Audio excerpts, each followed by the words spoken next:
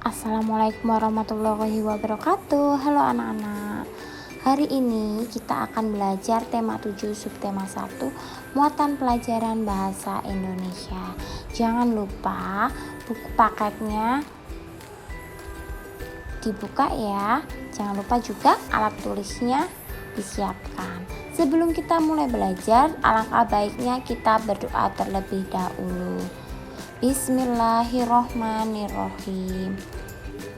Pengertian fabel.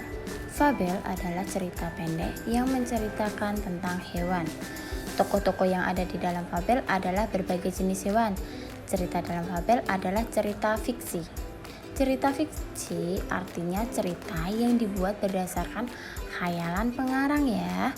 Nah, jadi pengertian dari fabel itu cerita tentang hewan. Ciri-ciri fabel. Fabel disebut juga dongeng tentang hewan. Berikut adalah ciri-ciri fabel. Yang pertama, menggunakan hewan sebagai tokoh cerita. Bisa seperti kucing, kelinci, kerbau, kura-kura. Yang kedua, tokoh hewan memiliki karakter dan sifat seperti manusia. Contohnya baik, buruk. Masih banyak lagi ya. Yang ketiga, memiliki alur cerita. Yang keempat, memiliki pesan-pesan kebaikan di dalam ceritanya. Peristiwa penting dalam fabel. Fabel merupakan cerita yang tokohnya diperankan oleh hewan ya anak-anak. Hewan yang diceritakan di dalam fabel umumnya memiliki sifat seperti manusia, seperti tupai dan kura-kura.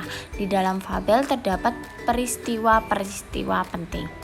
Nah, ada cerita tupai dan kura-kura. Di tepi hutan hiduplah seekor tupai dan kura-kura. Menurut tupai, kura-kura adalah hewan paling lambat. Tupai juga tidak menyukai sikap kura-kura yang terlalu sering menasihatinya.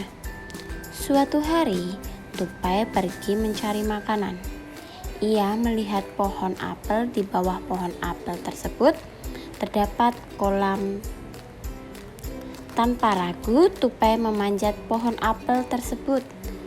"Hei tupai," saat memetik apel, "karena kolam ini cukup dalam. Kalau kamu terjatuh bisa tenggelam." Kura-kura memberi saran. "Iya, aku sudah tahu kok," tupai.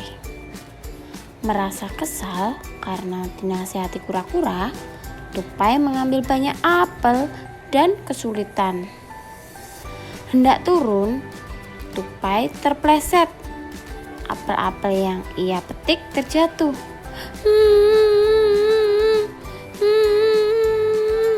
"Sudah tupai, tadi kan aku sudah mengingatkanmu, hati-hati."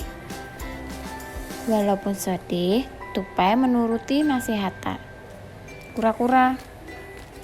Setelah turun dari pohon, kura-kura menghampiri tupai dan berkata, "Ini apel-apelmu tupai."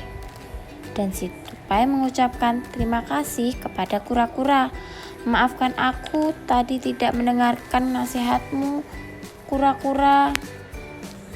Nah, setelah mendengar peristiwa atau cerita tadi, pasti ada yang penting ya anak-anak. Nah, yang pertama itu ada kura-kura memberi saran kepada tupai untuk berhati-hati saat memetik apel.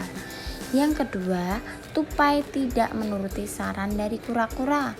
Yang ketiga, tupai terpleset dan apel yang dipetiknya jatuh ke kolam. Selanjutnya ada unsur intrinsik pada fabel. Unsur intrinsik adalah unsur yang membangun karya sastra. Unsur intrinsik fabel adalah sebagai berikut. Yang pertama, nama tokoh atau jenis hewan yang terdapat dalam fabel. Yang kedua, sifat setiap tokoh. Yang ketiga, peristiwa penting yang terjadi dalam fabel. Yang keempat, pesan atau nasihat yang ingin disampaikan oleh fabel kepada pembaca ya.